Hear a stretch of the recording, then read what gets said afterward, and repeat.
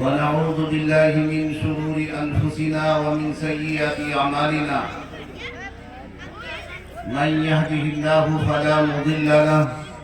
ومن يضلله فلا هادي له ونشهد أن لا إله إلا الله وحده لا شريك له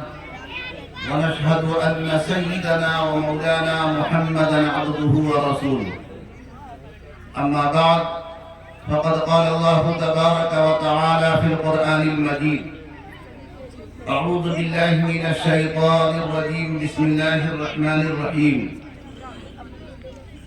الله يجتبي إليه من يشاء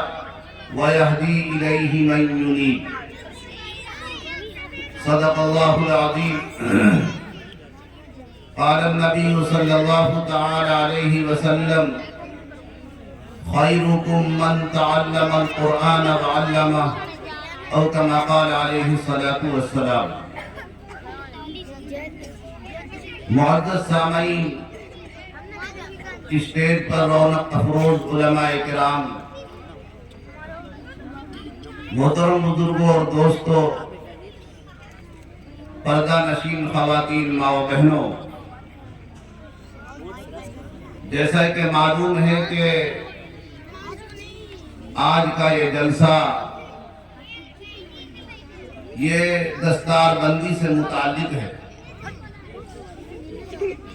اور یہ بھی آپ لوگوں کو معلوم ہے، سب کو معلوم ہے کہ دستار بندی کیا ہے۔ یعنی دستار بندی اس رسم کا نام ہے جو ہمارے ان مدارس و مکاتب میں چھوٹے بچوں پر ان کے اساتذہ محنت کرتے ہیں اور انہیں شروع سے لے کر قرآن پاک کی تکمیل تک بڑی جافشانی کے ساتھ انہیں وہاں تک پہنچاتے ہیں۔ کسی کا ناظرہ قرآن پاک مکمل ہوتا ہے تو کسی کا حفظ ہوتا ہے۔ اس تکمیل قرآن پر ان کے سروں پر جو پگڑی باندھی جاتی ہے، اساتذہ کی طرف سے سند تکمیل جو دی جاتی ہے، اسی رسم کو ہم دستار بندی اور جلسہ دستار بندی کے نام سے موسوم کرتے ہیں۔ عزیزان محترم، یہ کہنے کی ایک چھوٹی سی بات ہے اور سمجھنے کے لیے ایک رسمی بات سمجھ میں آتی ہے، لیکن جب ہم اس کی گہرائی اور گہرائی میں جاتے ہیں تو ہمیں ایک بڑی بنیاد نظر آتی ہے کہ یہ دیکھنے کو کہ ایک ہمیں رسم ہے، لیکن یہ بڑی ذمہ داری پڑھنے والے کے لیے ان کی اساتذہ کی طرف سے سونپی جاتی ہے، اور اس بات کی طرف توجہ دلائی جاتی ہے کہ بھائی یہ جو ذمہ داری آپ کو دی گئی ہے، اس کا حق ادا کرنا اور اس کا لحاظ و پاس رکھنا، کہیں بھی جانا، کہیں رہنا، حالات کیسے ہی نامساعد ہوں یا ایک حالات سازگار ہوں، کبھی بھی کسی حال میں اپنی شناخت پر آنچ نہ آنے دینا، یہ ایک ذمہ داری ہے۔ جب ہم تھوڑا سا اپنے اوپر سوچتے ہیں، اوپر کرتے ہیں، تو ہر فرد مومن کے لیے بھی ایک ذمہ داری آتی ہے، ہر مومن کی بھی ذمہ داری ہے، کیونکہ اس نے بھی کہیں سے عہد و میثاق لیا ہے۔ گویا کہ یہاں ہمارے اس مکتب میں ایک مدرس اور ایک طالب علم کے درمیان دستار فضیلت ایک معاہدہ ہے، ہم سے بھی ایک بڑا ایک معاہدہ ہو چکا ہے۔ ہم نے کلمہ لا الہ الا اللہ محمد رسول اللہ پڑھ کر کے بھی ایک بڑی ذمہ داری کا اقرار کیا ہے، اور ایک بڑی ذمہ داری اپنے سروں پر لادی ہے، اور اپنے کندھے پر ایک بڑا بوجھ لادا ہے، ہمیں بھی اس کا لحاظ کرنا ہے۔ ہمیں بھی اس کی رعایت کرنی ہے. ہم کہیں بھی ہوں, کسی حال میں بھی ہوں, یا جیسا بھی حال ہمارے ساتھ ہو, ہمیں اس چیز کا لحاظ و پاس رہنا چاہیے. اگر ہمیں اپنے مال کا بھی سودا کرنا پڑے تو کر جائیں, ہمیں اپنی جانوں کا نذرانہ بھی پیش کرنا پڑے تو کر جائیں, لیکن ہم اپنی اس شان پر آنچ نہ آنے دیں. ہم اپنی وضع اور قطع پر آنچ نہ آنے دیں. یہ گویا کہ پیغام ہے ہمارا یہاں سے. عزیزان محترم, جناب محمد رسول اللہ صلی اللہ تعالی علیہ وسلم کی جب بعثت کا وقت آیا اور آپ کو غار حرا میں جو آیت کریمہ سورہ علق کی نازل ہوئی, اس کے بعد پھر جب آپ, ایک بڑا واقعہ ہے جس میں سب آپ کو معلوم ہے کہ آپ پر یہ سورہ علق کی چند آیتیں نازل ہو گئیں, یعنی اقرأ بسم ربک الذی خلق خلق الانسان من علق اقرأ وربک الاکرم الذی علم بالقلم. اللہ پاک نے جو سب سے پہلے قرآن پاک کی آیتیں جناب محمد رسول اللہ صلی اللہ تعالی وسلم کے قلب اطہر پر نازل فرمائی تھی, اور حضرت جبرائیل براہ راست آ کر کے آپ کے آمنے اور سامنے ہو کر کے جو آپ کو آیتیں پڑھائی تھی, وہ سورہ علق کی یہی 5 آیتیں ہیں. ان میں اللہ رب العزت نے جو آپ کو حکم فرمایا تھا اور آپ کے واسطے سے سارے عالم کے لیے جو بات اور جو پیغام پہنچائی گئی تھی, وہ یہ تھی کہ اقرأ بسم ربک الذی خلق, یعنی انسان کو خواندہ ہونا چاہیے. سب سے پہلی جو آپ ایک ذمہ داری لے کر کے جا رہے ہیں, یعنی گویا کہ آپ آخری نبی ہیں, سارے انبیاء کے بعد آپ کو بھیجا گیا, آپ نبی آخر الزمان ہیں, اور گویا کہ آپ آخری نبی ہیں, اور قیامت تک کوئی اب دوسرا نبی آنے والا نہیں ہے. آپ عالمگیر اور ہماگیر نبی بن کر کے آئے ہیں, لہذا آپ کے لیے ضروری اور آپ کے ساتھ جو چلنے والے ان کے لیے ضروری کہ وہ سب خواندہ ہوں, یعنی اللہ کی کتاب قرآن پاک سے وہ آشنا ہو, اس کو پڑھنا جانتے ہوں, اس کو پڑھانا جانتے ہوں. تو فرمایا اقرأ بسم ربک الذی خلق, پڑھیے اس رب کائنات کے نام سے کہ جس نے سب چیز کو پیدا کیا, ساری کائنات کو پیدا کیا, ہمیں بھی پیدا کیا اور ہماری ضروریات کو پیدا کیا. کائنات کے ہر چیز کو جس رب نے پیدا کیا ہے اس کے نام سے پڑھو, کیونکہ اسی کی تعلیم ہے اور اسی کی دعوت ہے, اور اسی کا تعارف تمہیں کرانا ہے, تو پہلے اس کے نام سے تم پڑھو. اقرأ بسم ربک الذی خلق خلق الانسان من علق. آگے بتایا کہ تم اپنی حیثیت کو جانو, انسان اپنی حیثیت کو پہچانے, انسان اپنی ذات کو پہچانے, انسان اپنی اصل کو پہچانے کہ ہم کس سے پیدا ہوئے. فرمایا کہ خلق الانسان من علق, کہ انسان کو خون کے لوتھڑے سے پیدا کیا, تمہیں ایک مائع مہین سے پیدا کیا گیا ہے. تم جب اپنی ذات کو جان لو گے تو پھر تم اپنا مقام پہچانو گے, اپنی ذمہ داریوں کو جانو.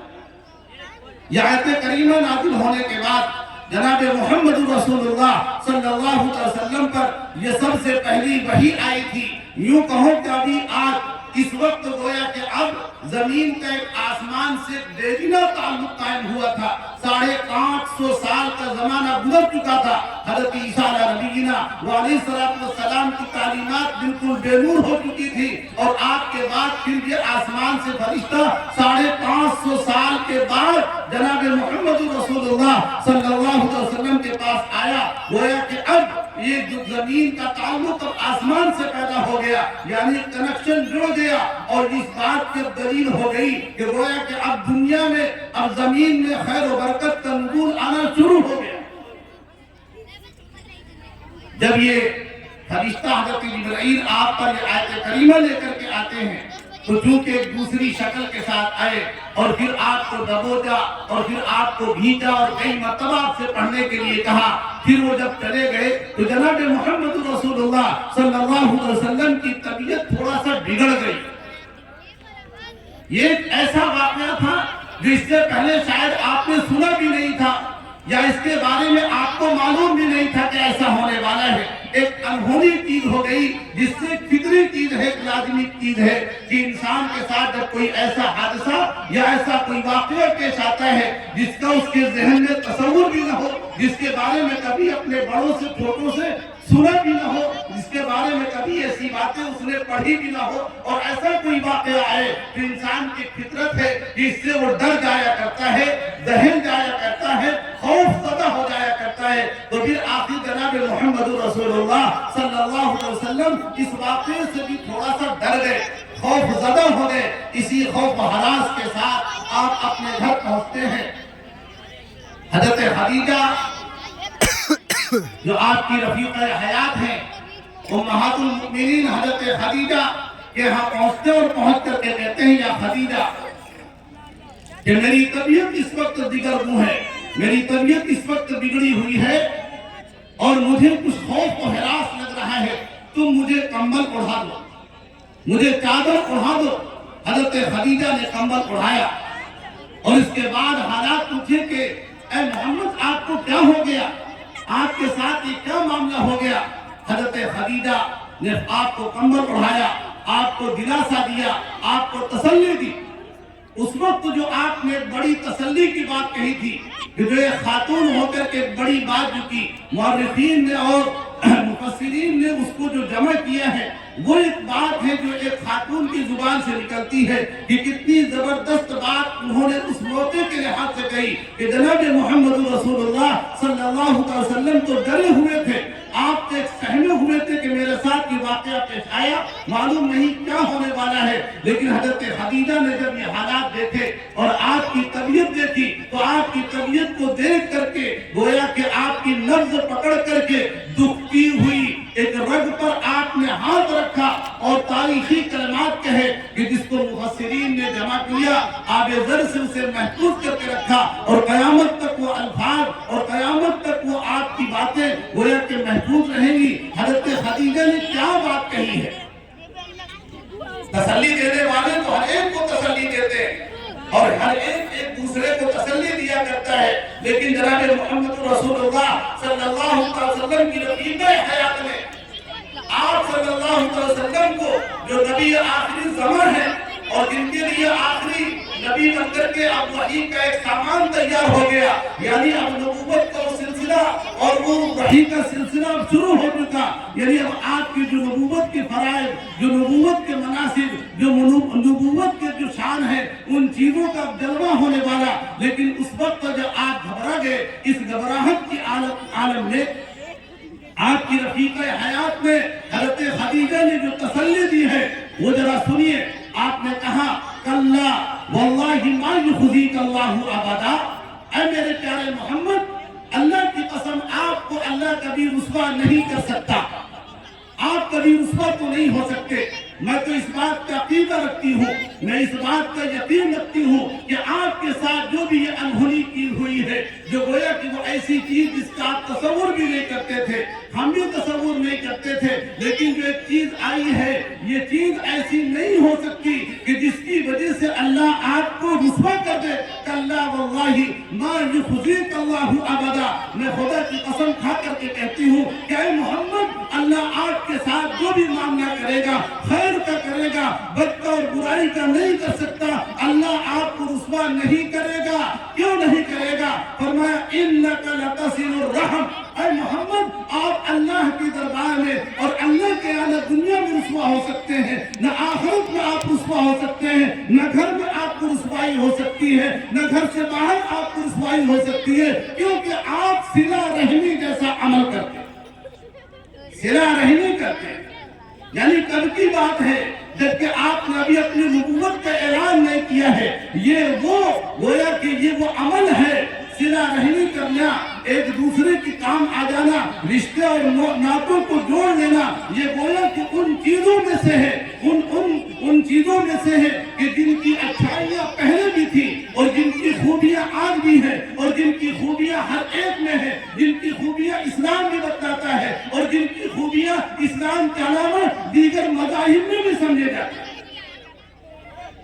کیا محمد آپ رسوا نہیں ہو سکتے, آپ کو اللہ رسوا نہیں کر سکتا ہے کیونکہ آپ صلہ رحمی کرتے ہیں۔ صلہ رحمی کا کیا معنی ہے؟ یعنی یہ کہ آپ ٹوٹے ہوئے دلوں کو، شکستہ دلوں کو اپنے سے قریب کرتے ہیں، ٹوٹے ہوئے لوگوں کو اپنے قریب لا کر کے ان کے سروں پہ ہاتھ رکھتے ہیں، ٹوٹے ہوئے رشتے کو ان کا رشتہ بتا کر کے اپنے سے قریب لاتے ہیں۔ یعنی گویا کہ جو آپ سے دور ہونا چاہتے ہیں، جو آپ سے کٹنا چاہتے ہیں، آپ ان کے ہاتھ رکھ کر کے ان کے سروں پر ہاتھ پھیر کر کے اپنے سینے سے قریب لانے والا عمل کرتے ہیں۔ یہ عمل اتنا پسندیدہ ہے، یہ اللہ کے نزدیک اتنا پسندیدہ ہے کہ جو اس عمل کو کرے گا اللہ اسے کبھی رسوا نہیں کر سکتا۔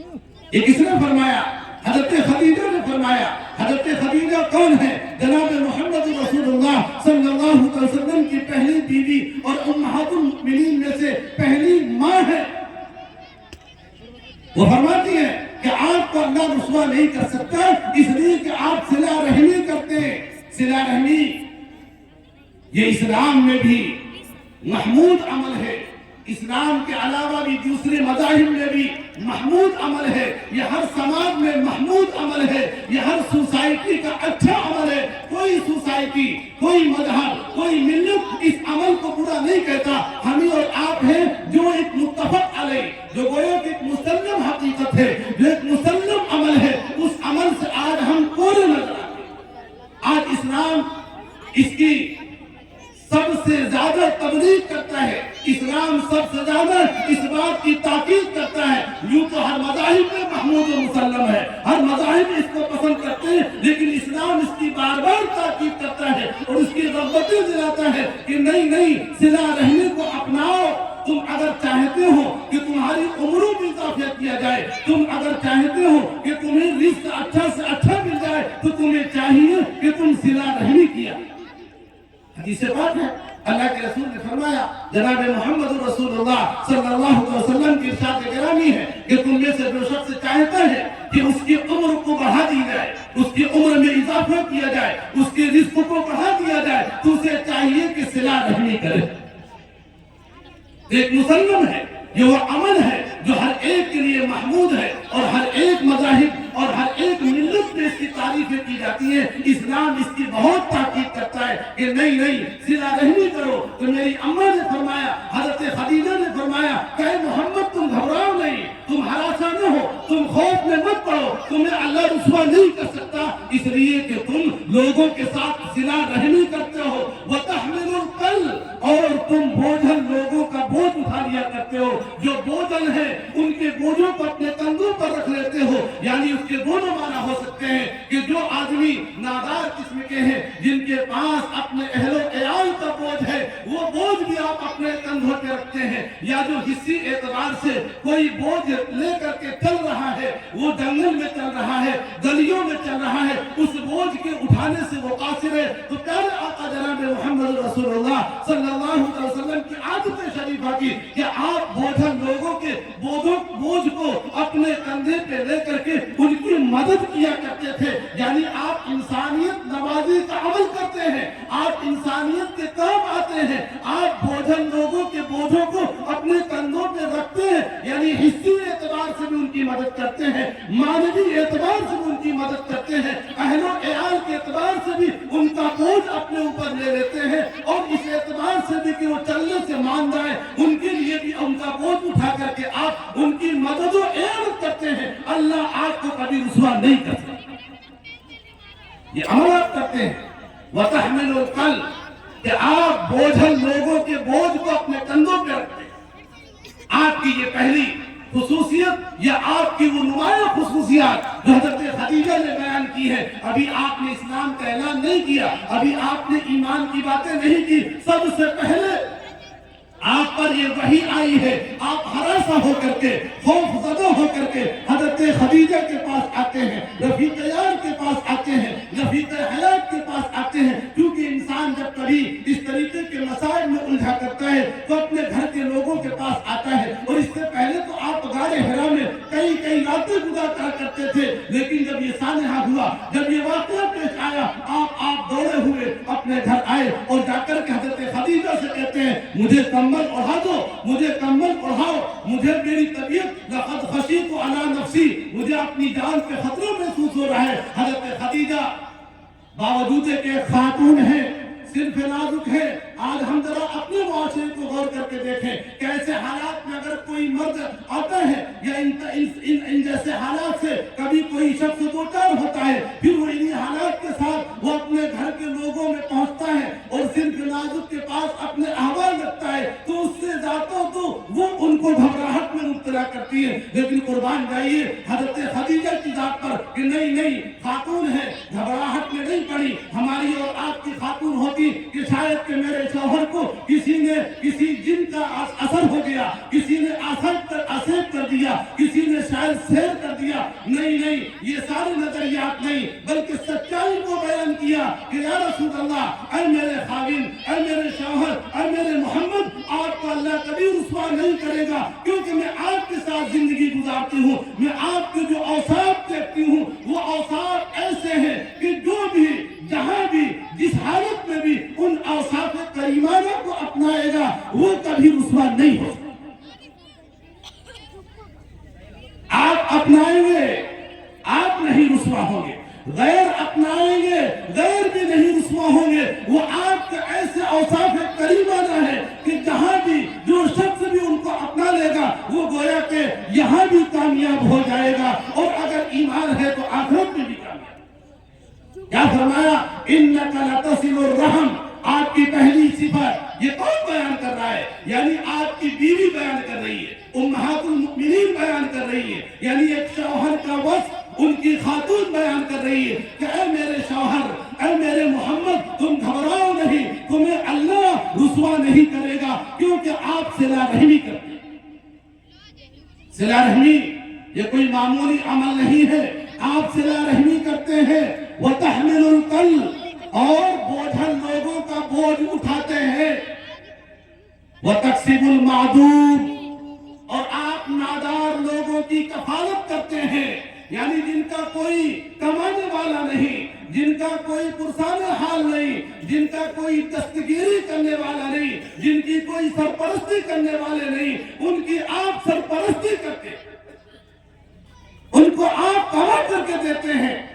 ان کا آپ چولہا جلا دیتے ہیں، جن کا چولہا جلنے کی کوئی اسباب نہیں ان کے لیے آپ چولہا جلاتے ہیں۔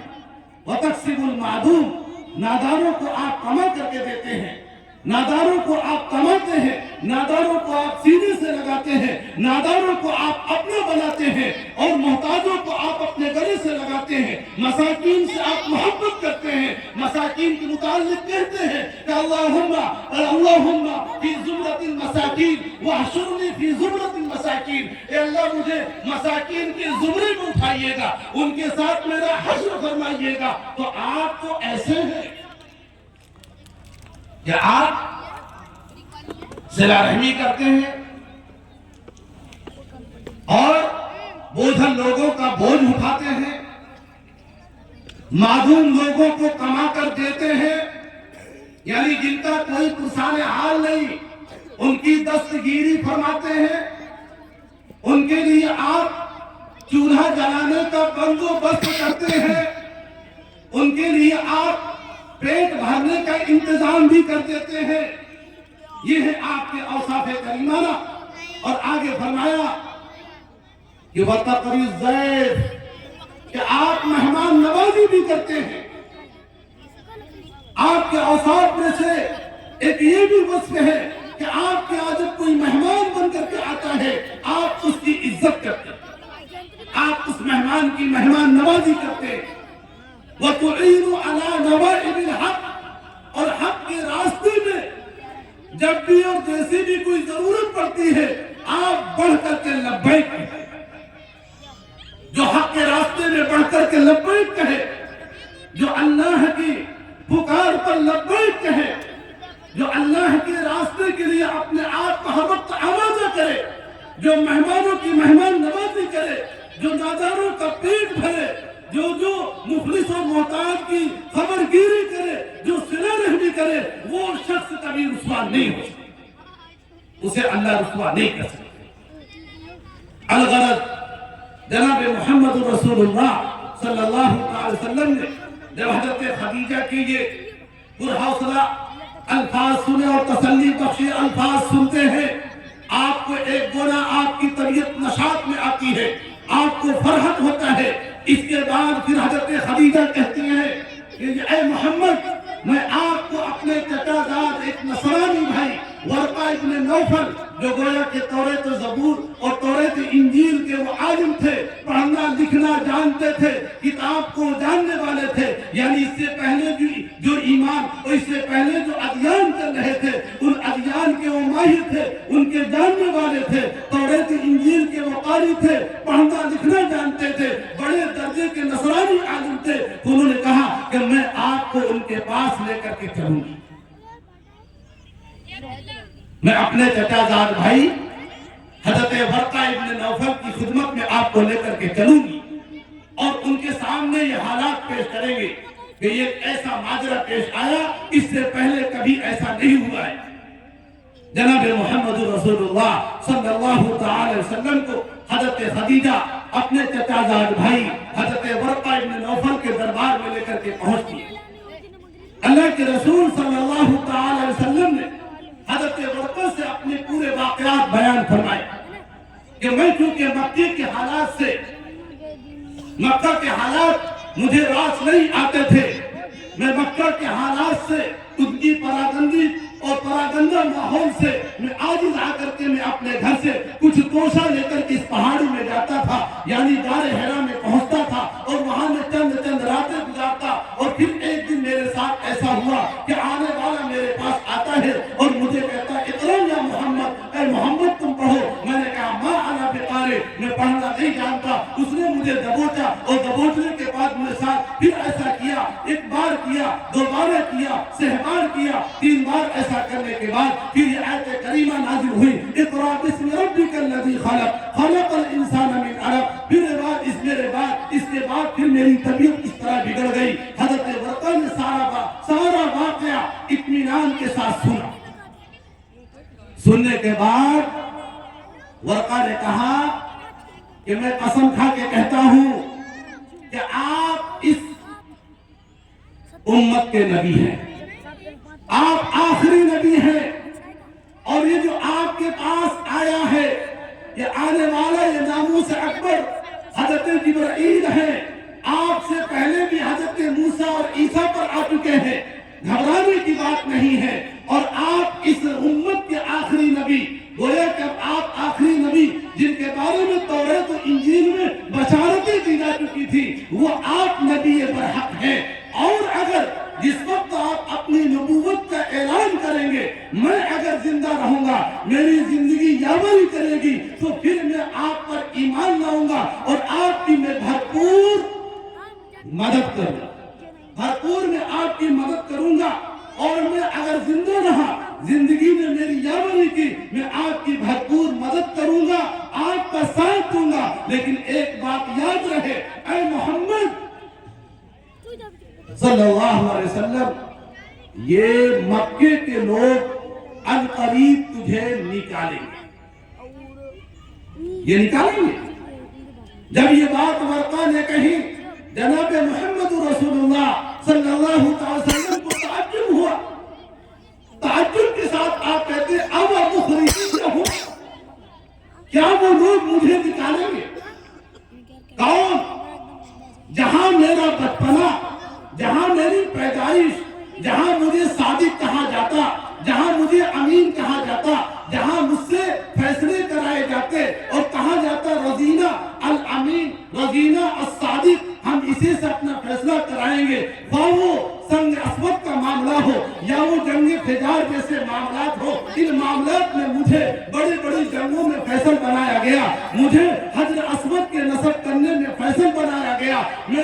मेरे फैसले पर कौम की ये बड़ी जंग और ये बड़ी जंग शुरू हो गई। ये कौम इस जंग से बाज आ गई जो करीब था कि मक्के में एक बड़ी खुरेज जंग बर्पा हो जाती और महज सिर्फ इस बात पर संग अस्वद इस कबीले के हाथों से नस्ब किया जाएगा। लेकिन जब फैसला मेरी जात पर आ पहुंचता है और कहते हैं कि नहीं, मस्जिद नबवी में सबसे पहले जो हाजिर होगा वो हमारी इस कदिये का फैसला करेगा। لکھتے ہیں کہ جناب محمد رسول اللہ صلی اللہ علیہ وسلم سب سے پہلے مسجد حرام میں داخل ہوئے تو سب نے کہا کہ یہ ہمارے امیر ہیں، یہ ہمارے صادق ہیں، وزینا وزینا، ہم ان کے فیصلے سے راضی ہیں۔ آپ کے تصورات میں آپ کا بچپنا آ رہا تھا، آپ کی جوانی کی ساعتیں آ رہی تھی، آپ کے تصورات میں آپ کے وہ سارے مناظر مکے کے آ رہے تھے۔ 40 سالہ زندگی یعنی 40 سالہ قبل کی جو زندگی ہے اس سے پہلے کے ادوار آپ کے ذہن میں یکا بعد دیگرے یہ لڑیوں کی طرح اور موتیوں کی طرح آ رہے تھے۔ آپ تصورات میں کھو ہوئے تھے کہ آیا وہ مکے کے لوگ جو مجھ پر اعتماد کرتے تھے، جو مجھے صادق و امین کہتے تھے، جو مجھے سب سے اچھا کہتے تھے، جو میری باتوں پر اپنے نظام اور اپنے اختلافات کو ختم کرتے تھے، کیا وہ قوم مجھے نکالے گی؟ اب مخرجیہ ہو، کیا وہ مجھے نکالے گی؟ ذرا غور کیجئے۔ حضرت برقہ نے کہا ہاں وہ آپ کو نکالے گی، وہ آپ کو تو نکالے گی، اور آپ ہی کے ساتھ نہیں بلکہ جس نے بھی اس ذمہ داری کو اپنے سر پہ لیا، یا بدیگر الفاظ یوں کہو کہ جن کے کندھوں پر اللہ نے یہ ذمہ داری اور یہ بار امانت رکھی ہے کہ جتنے بھی اس بار امانت کو لے کر کے آئے ہیں، جن کے کندھوں میں یہ امانت کی ذمہ داریاں دی گئی ہیں، سب کی یہی ملتی جلتی سنت ہے۔ سب کے ساتھ ایسا ہوا ہے، کم و بیش سب کے ساتھ ایسا ہوا۔ اے محمد آپ کے ساتھ بھی ایسا ہوگا، یعنی کہ آپ کی قوم آپ کو نکالے گی۔ آپ کو یقین نہیں آ رہا تھا، لیکن تاریخ نے ہمیں بتلایا، ہجرت کے واقعات نے ہمیں بتائے، اور آپ کا جب آپ نے سب سے پہلے اعلان کیا تو یہ صفا پر میں چڑھ کر کے کہا انی انا النذیر المبین، میں آپ کے درمیان میں تمہیں کھلا ڈرانے کے لیے آیا ہوں، میں بھیجا گیا ہوں، انی انا النذیر المبین، میں تمہیں ڈرانے کے لیے بھیجا گیا ہوں۔ تو سب نے کہا کہ کیا تم نے ہمیں اسی لیے جمع کیا تھا؟ عزیزان محترم، یہ دین اسلام اور یہ اسلام کی امانت جو جناب محمد رسول اللہ صلی اللہ علیہ وسلم کے صدقے سے اور آپ کے توسط سے ہم تک پہنچی ہے، یہ وہ امانت ہے، یہ وہ ایک ذمہ داری ہے، اس کا لحاظ و پاس ہم میں سے ہر ایک کے لیے ایک فریضہ بنتا ہے، اہم ذمہ داری بنتی ہے۔ ہم اپنی جانوں کا نذرانہ پیش کریں، ہم اپنے مالوں کا نذرانہ پیش کریں، لیکن ہم اس امانت خداوندی کا اور جو اللہ کے رسول صلی اللہ علیہ وسلم کے توسط سے ہم تک جو یہ امانت پہنچی ہے، ہم اس امانت پر حرف زبر کے برابر بھی آنچ نہ آنے۔ یہ ہمارا درس ہے، یہ ہمارے مکاتب کی یا گویا کے پیغام ہے، یہ ہمارے آج کے مدارس و مکاتب کی طرف سے پیغام عام دیا جاتا ہے کہ نہیں ہم مسلمان بنے، ذمہ دار بنے، ذمہ داری کا احساس کریں، ہم اپنی نسلوں کے بارے میں فکر کریں، اپنی نسلوں کے بارے میں فکر کریں۔ اللہ نے فرمایا ہے اللہ یجتبی الیہ من یشاء ویہدی الیہ من یرید، کہ اللہ تبارک و تعالی مقام اجتباء تو خاص رکھتا ہے، یعنی نبوت کا مقام تو وہ ہے کہ اللہ جس کو چاہتا ہے اس کی طرف کھینچ کر لے جایا کرتا ہے۔ اللہ یجتبی الیہ من یشاء، کہ جس کو اللہ چاہے گا مقام اجتباء کی طرف، نبوت کی طرف، اپنے خصوصی مناصب کی طرف اسے کھینچ کر لے جاتا ہے۔ لیکن اللہ نے وعدہ فرمایا، اللہ کا یہ حکم آیا کہ وَيَهْدِي إِلَيْهِ مَن يُنِيبُ، لیکن جو اللہ کی طرف عنابت کرے گا، اللہ کی طرف رجوع کرے گا، اللہ اس کو راستہ دکھلا دے۔ آج ہمیں قدم اٹھانے کی ضرورت ہے۔ ہم چاہتے ہیں کہ ہم گویا کے اہل ایمان ہوں، ہم چاہتے ہیں کہ ہم اہل اسلام ہو، تو ہمیں ضروری ہے ہم اپنے قدموں کو اٹھائیں، ہم اپنے ارادوں پہ چلیں۔ فرمایا کہ وَيَهْدِي إِلَيْهِ مَن يُنِيبُ، اللہ تبارک و تعالیٰ بغیر عنابت کے راستہ نہیں دے سکتا، بغیر چاہت کے ہمیں اس راستے پہ نہیں لگا سکتا، ہمیں بغیر چاہت کے علم نہیں مل سکتا۔ ہم چاہتے ہیں ہمارے پاس دین کا علم ہو، اسلامی علوم ہمارے پاس آئے، قرآن پاک کا علم ہو، حدیث کا علم ہو، اس کے لیے ہمیں گویا کہ کوشش کرنی ضروری ہے، چلنا ضروری ہے۔ اس کے لیے محنتیں شرط ہے، محنتیں نہیں ہوں گی، ہم محنتیں نہیں کریں گے، توجہ نہیں دیں گے، یہ علم ہمیں حاصل نہیں ہو۔ اس کے لیے ہمیں اپنی کوششوں کو بڑھانا، اپنے نسلوں پہ ایمان اور ان کے ایمان کے بنانے کے لیے ان پر دین کس طریقے سے آئے اور ان پر گویا کی تعلیم کس طرح ان پہ آئے، اس کے لیے ہمیں کوشش کرنے کی ضرورت ہے۔ اور یہ چھوٹے چھوٹے جو مدارس و مکاتب ہیں، ان کی طرف اپنی بھرپور توجہ دینے کی ضرورت ہے۔ دعا کریے کہ اللہ تبارک و تعالی مجھے بھی اور آپ کو بھی ان باتوں پہ عمل کرنے کی توفیق نصیب فرمائے۔ وآخر دعوانا ان الحمدللہ رب العالمین۔